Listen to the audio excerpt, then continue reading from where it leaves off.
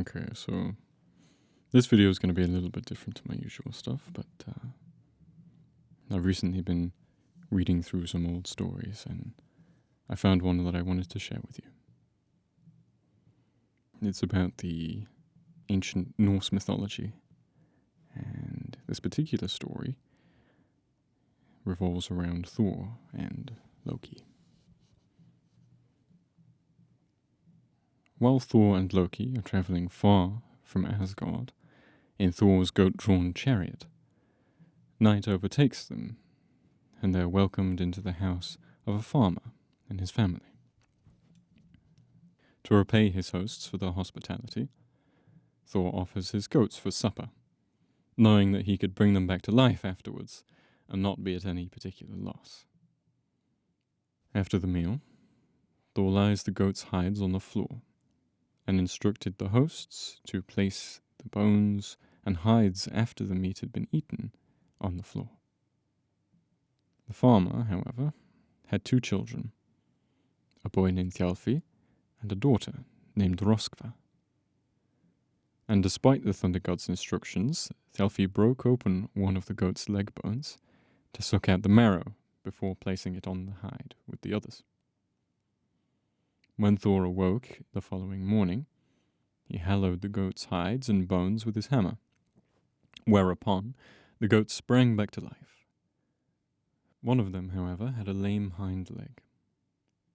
Thor immediately knew what had happened, and was so furious at the farmer and his family that he would have slain them all on the spot had the farmer not offered him his children, Thjalfi and Roskva, to be his servants. Thor accepted, and he, Loki, and the children pressed onward, on foot, leaving the handicapped goats behind. The party's goal was to reach Jotunheim, the land of giants. They crossed an ocean and a thick, tangled forest. Just as night was falling, they came across a huge hall. They found no one inside, and decided to spend the night there. They were jostled awake by a great earthquake. Running outside, they found a sleeping giant whose snores caused the earth to rumble and shake. Thor, who hated giants, clutched his hammer and resolved to smite his foe. But the giant awoke at the last second, and seemed to be cheered or amused by the sight of Thor and his companions. The giant then introduced himself to Skrymir. I believe that's translated to boaster. And Skrymir said that he knew full well who he was introducing himself to. He then picked up his glove, the great hall in which Thor and his company had slept during the night, and proposed that he accompany them on their journey. And to this Thor agreed, and off they went through the forest and over the hills. Though the giant was much faster than they were always able to follow him through, due to the vast amounts of noise that he made. At night they took shelter beneath a huge oak tree. Skrymir had been carrying all of their provisions in his bag, and when the giant fell asleep, the task of opening the bag fell to Thor. The god found himself unable to untie the giant's knots, and thus, with his short temper, he struck the dozing Skrymir in the forehead, hoping to kill him. The giant barely stirred in his sleep, and Thor was furious, though the fact that it had had no effect made him question what he was doing, and so went back to sleep. Later in the night, the giant's snores grew so loud that they echoed through the valleys like thunder. Thor, annoyed by his inability to continue to sleep, and wanting to kill the giant anyway, tried a second time to smite him, by striking him once again in the head, but this time with a lot more force. However, as before, Skrymir barely woke. He looked at Thor and asked if an acorn had fallen on his head before turning over and going back to sleep. Just before dawn, Thor tried one more time to end Skrymir's life. Moving over to the giant quietly and plucking up all of the strength he had inside of him, smashing his hammer down onto the giant's head. The giant then awoke, as if nothing had really happened. He looked up into the sky and asked if some birds had roosted above him and shaken some dirt from the branches onto his face. They then continued their journey and pressed on before seeing a castle. This castle was called Utgard. Around midday, they reached the main gate. It was locked, and there was no one there to open it. But, being very small in comparison, Thor and the others found that they could fit through the very large spaces between the bars. And once they were inside, they found a hall where giants were sat eating and drinking. Amongst them was the king of this castle, the giant called Útgarða Loki. He immediately recognized his new guests and set about taunting them for their diminutive size. He said that none shall remain here apart from those who are particularly skilled.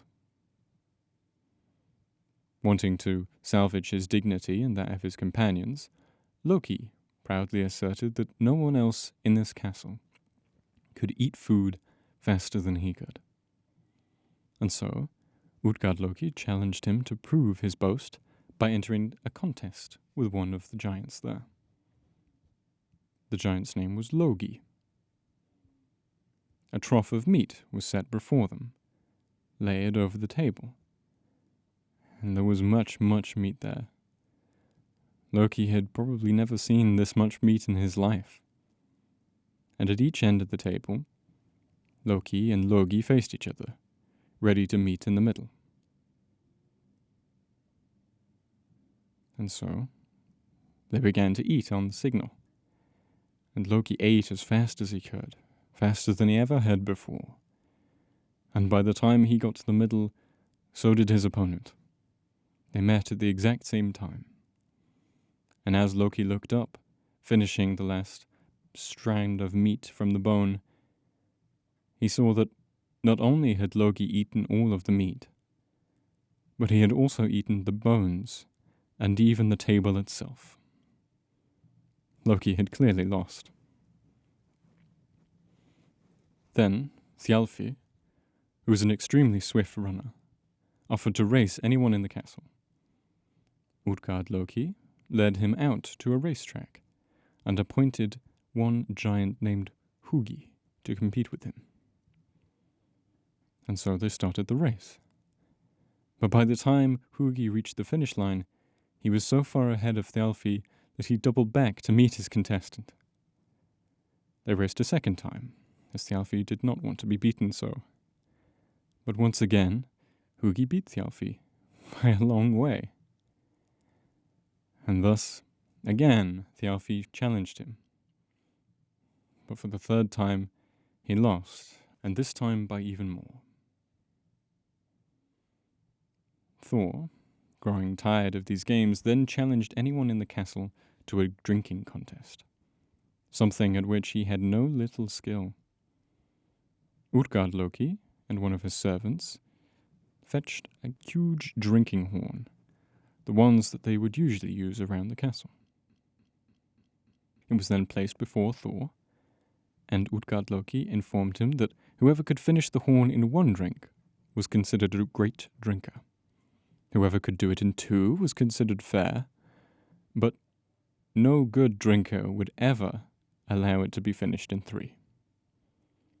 And so, Thor put it to his lips and drank, and drank, and drank so mightily. But by the time he had to pause for breath and inspected the liquor, it had barely lowered.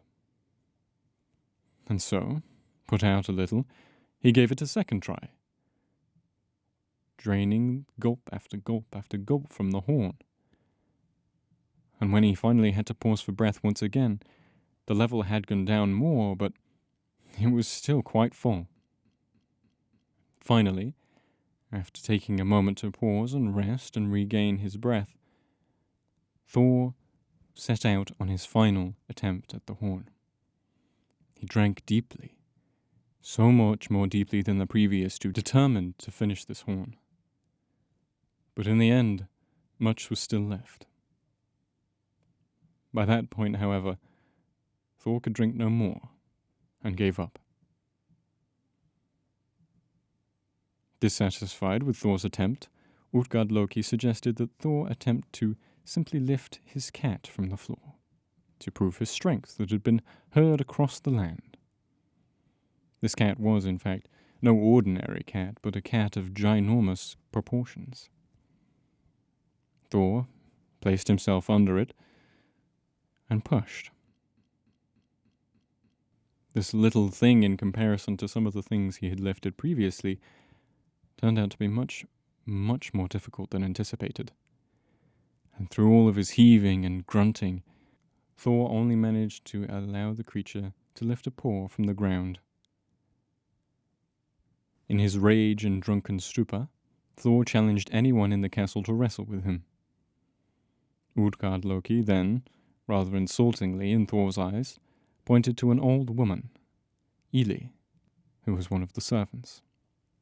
But after squaring up and engaging with this woman, he found that she was far, far stronger than he was, and managed to force him to the ground over and over and over. The maximum that Thor was able to do was make her knee a little shaky at one point. After this, Útgarða Loki decided that there would be no more contests, and the company spent the night in the castle. In the morning, they rose, sullen, and prepared to leave. After Útgarða Loki had shown them out of the castle, he confided to them from the top of the parapets that he was, in fact, the giant that they had met on their travels. And when Thor had attempted to undo the knot on his provision bag, he was attempting to open the iron of magic. And thus, in his rage, when Thor had attempted to strike the giant, he had been fully conscious and directed the blow away with magic, for it surely would have killed him. The magic destroyed an entire forest. Thor's second strike later that night had managed to carve a crater in a mountainside. And finally, Thor's last and most powerful strike had not only destroyed another mountainside, but carved 3 gaping valleys into it. He admitted that Loki had held his own remarkably well also in his eating contest, since his opponent was none other than fire itself. And so it was with Thjalfi too. He had raced against thought, the very essence of thought, which nobody could ever hope to outrun. The far end of the horn, he admitted, from which Thor had drunk, had been connected to the sea, and he was actually greatly afraid that he was going to drink it all. He admitted that when Thor would next come across the sea, he would see how much he had lowered its level. And I believe that this is how they explained the tides. The cat that Thor had then tried to lift was actually none other than the world serpent, Jormungandr, a massive, massive creature who wrapped his body around the world many times, and Thor had managed to lift him, if but a little. And finally, the old lady he had wrestled and lost to was in fact time, old age, of whom no one could beat. And Thor took a long, long time to fall. The giant then called out, "Now, for your sake and for ours, leave, and never come back." Thor's short temper then flared again, and he threw his hammer at the giant, hoping to kill him and destroy the castle. However, as he turned, he saw that the giant had gone, and the remains of his castle was nothing but a vast, empty